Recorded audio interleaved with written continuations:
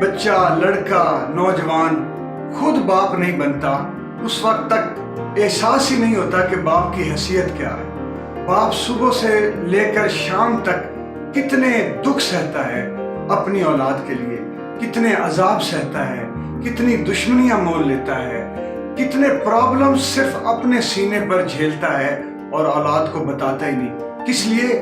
कि उसकी औलाद सुखी रहे, उसकी तालीम अच्छी रहे, उसकी सेहत अच्छी रहे, वो तहफ़्फ़ुज़ से रहे, उसके पास खेलने के लिए खिलौने हों, उसके पास पहनने के लिए अच्छे कपड़े हों, उसके पास अच्छी खुराक हो।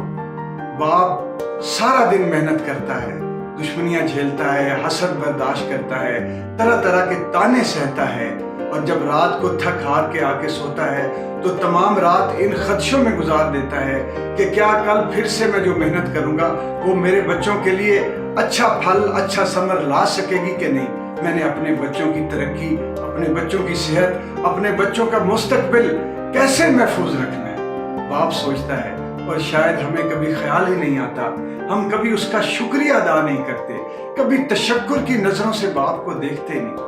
बाप का हक नहीं है कि जब बाप घर आए तो आप मोहब्बत से उसे वसूल करें, उसका अदब करें, उससे पूछें कि आज का दिन आपका कैसा गुजरा, उसे तसल्ली दें कि बाबा हम आपके साथ हैं, हम आपके साथ मिलकर दुख सुख उठाएंगे, हम आपके दुख बांटेंगे, हम आपका हौसला बनेंगे, हम आपको हिम्मत देंगे, हम आपके साथ हैं।